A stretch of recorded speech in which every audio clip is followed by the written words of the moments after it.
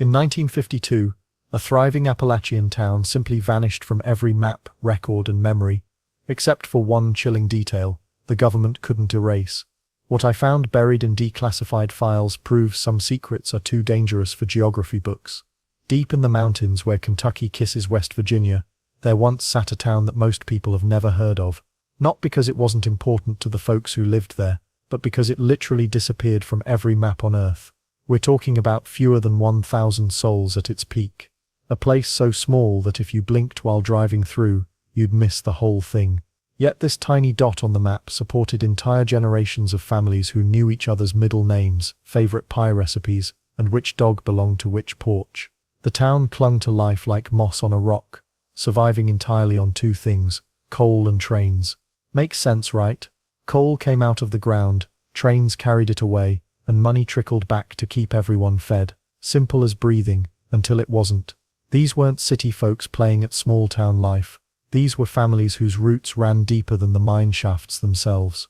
Grandparents who'd walked the same dirt roads, kids who attended the same one-room schoolhouse their parents did.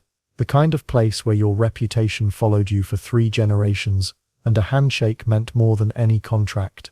Well, geography had other plans for this community.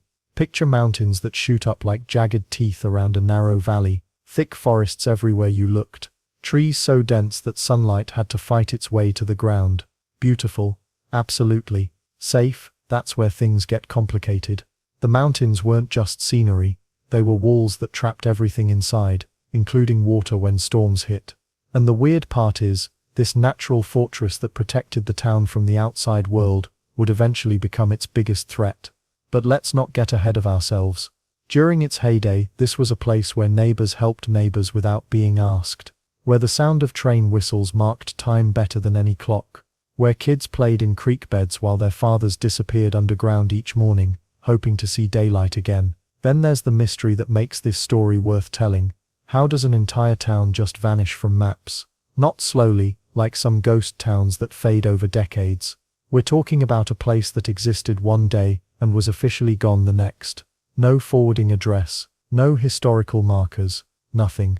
Local stores kept families alive with credit systems that would make modern banks jealous. The post office connected everyone to the outside world. The church held the community together on Sundays. These weren't just buildings, they were the heartbeat of daily existence. The railroad brought more than coal cars. It carried dreams of new families looking for steady work and a place to belong. Through the 1930s and 1940s, optimism ran as thick as the mountain fog. People believed they were building something permanent. What they couldn't have known was that prosperity in coal country comes with an expiration date, and for this particular town that date was approaching faster than anyone imagined. The 1930s brought something unexpected to this tiny mountain town: hope. Coal was king, and everyone wanted a piece of the action. Families packed their belongings and headed straight into these Appalachian hills, drawn by steady paychecks and the promise of work that wouldn't disappear overnight. Well, that's what they thought anyway. New faces appeared almost weekly. The town swelled beyond what anyone expected. Miners arrived from all over, some from failing farms, others from bigger cities where jobs had dried up completely. They built simple homes wherever they could find flat ground, which wasn't easy when you're surrounded by mountains that seemed to touch the sky. The heart of daily life beat strongest in 3 places. The post office buzzed with activity every morning, as folks waited for letters from relatives scattered across the country. News traveled fast here, but mail from the outside world, that was precious. Then there's the schoolhouse where kids from kindergarten through 8th grade crammed into 2 rooms. Teachers had their work cut out for them, but somehow everyone learned to read and write just fine. Sunday mornings belonged to the church. Doesn't matter if you were Methodist, Baptist or something else entirely, this was where the whole community gathered. The preacher's sermons competed with the sound of coal trains rumbling past, but nobody seemed to mind. Makes sense, right? Those trains meant paychecks.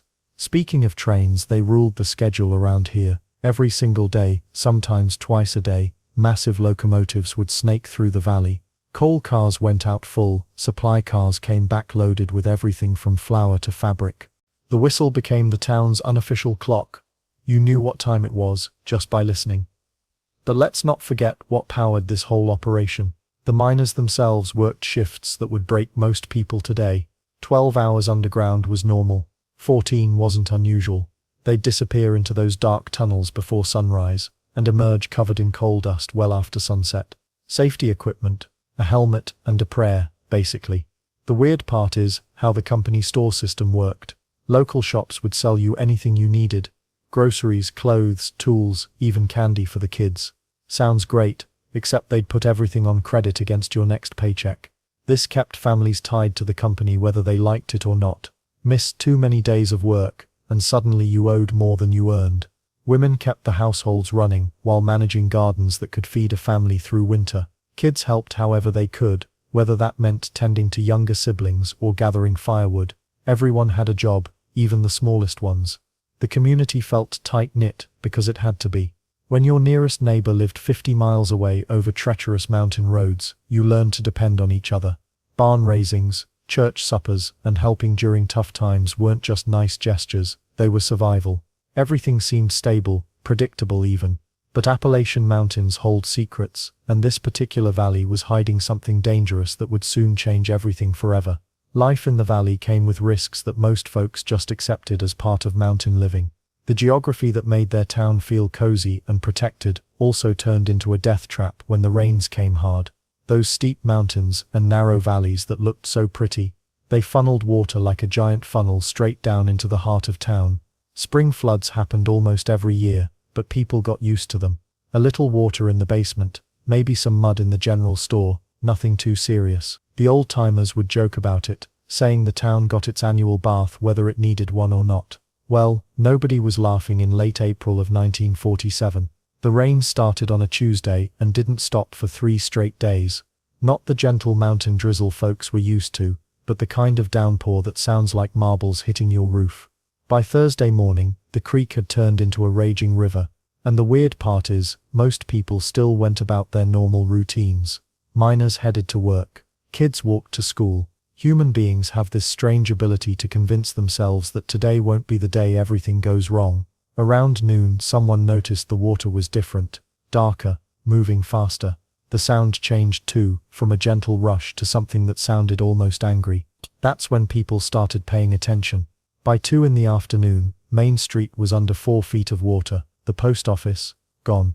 The little diner where everyone grabbed coffee before their shifts, swept clean off its foundation like it was made of cardboard. Mrs. Henderson's boarding house, where half the unmarried miners lived, simply disappeared into the churning brown water. 7 people died that day, including 2 children who got caught when their family's house collapsed. Then there's the part that really spooked everyone. The flood didn't just take buildings and lives, it carved new paths through the valley, literally changing the shape of the land itself. When the water finally receded 5 days later, some streets had moved, not damaged or muddy, actually relocated to different spots entirely. The cleanup took months, but something else was happening during those long weeks of rebuilding. Government officials started showing up, not just county folks or state inspectors, but serious-looking men in suits who asked a lot of questions about population numbers and property values. They walked around with clipboards, taking notes about which buildings could be saved and which ones were total losses.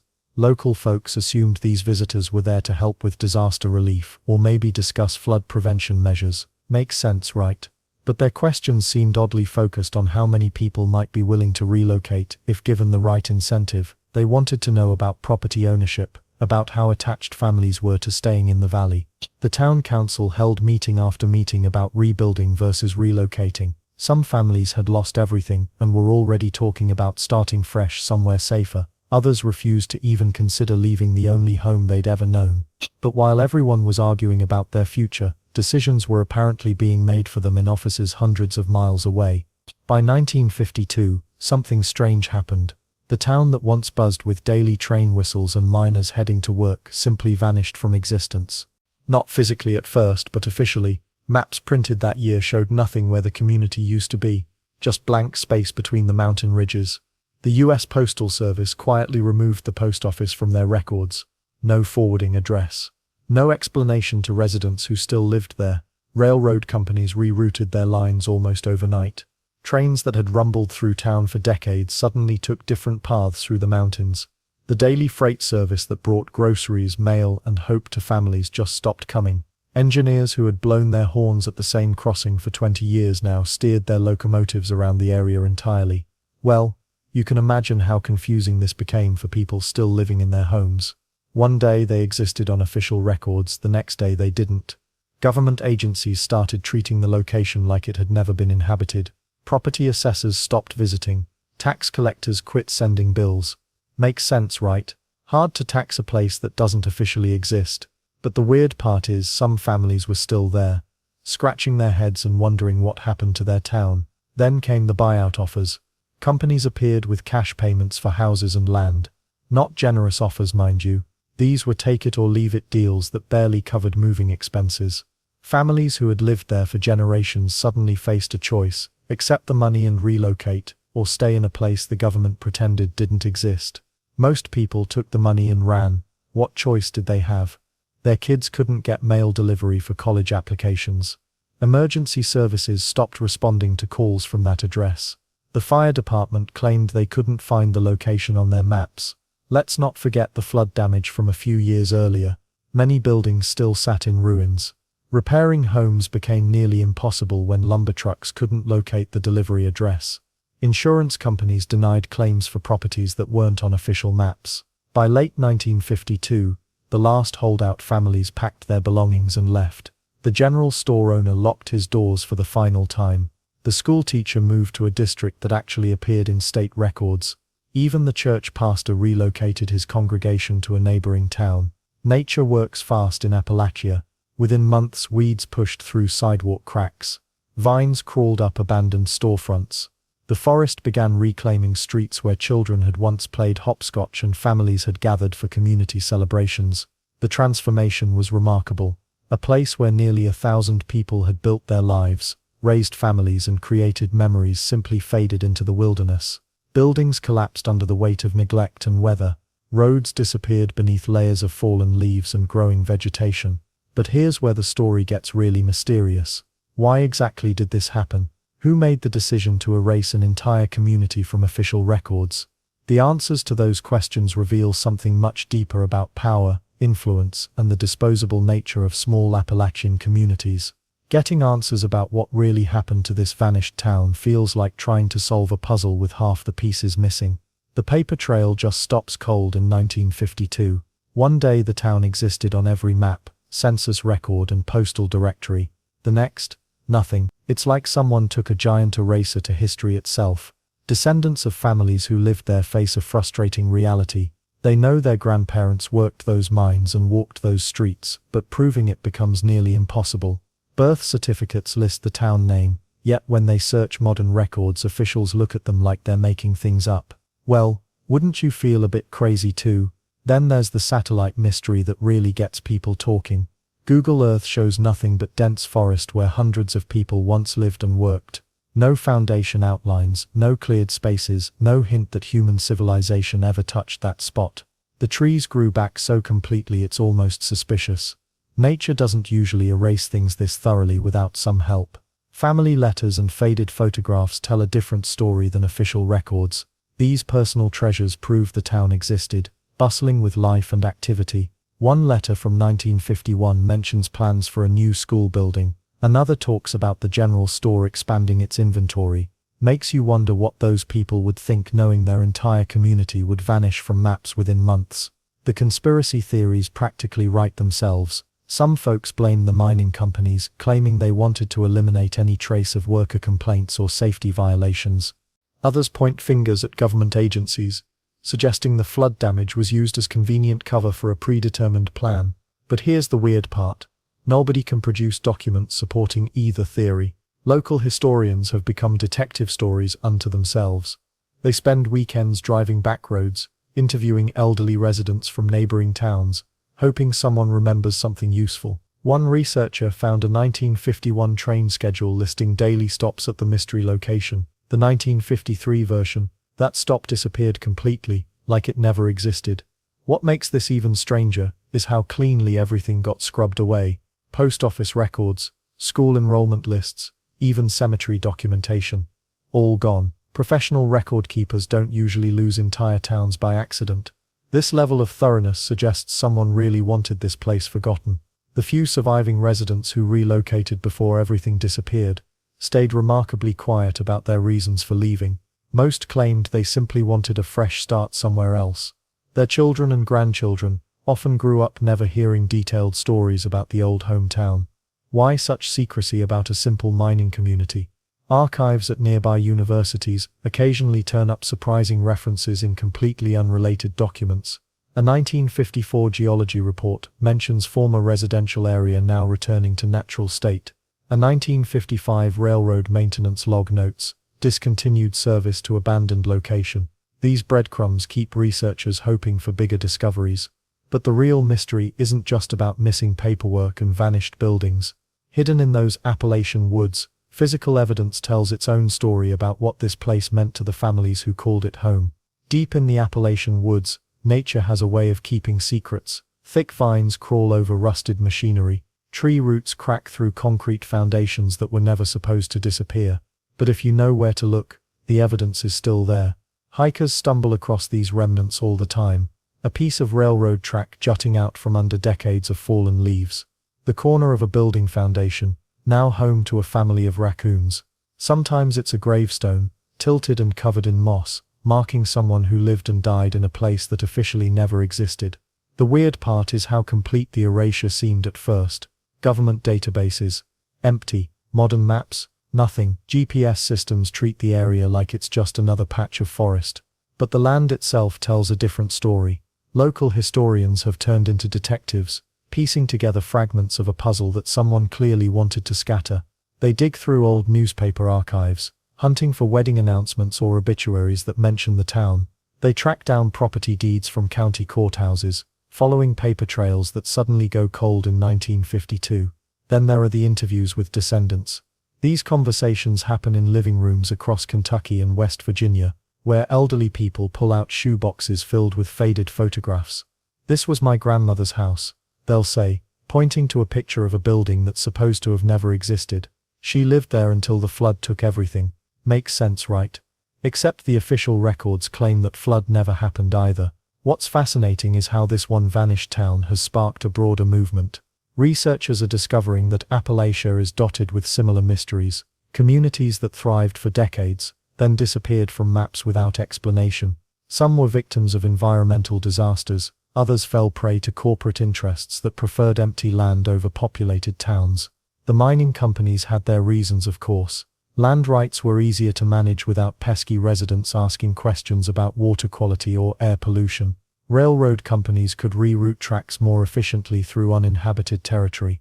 Government agencies could avoid liability for flood-prone areas by simply pretending those areas were never developed. But here's what they couldn't erase: memory. Stories passed down through generations carry more weight than any official document. A great-grandfather's tales about working the mines. A great-grandmother's recipes that used ingredients from the company store. These details survive because they matter to real people. The town's ghost haunts more than just the forest where it once stood.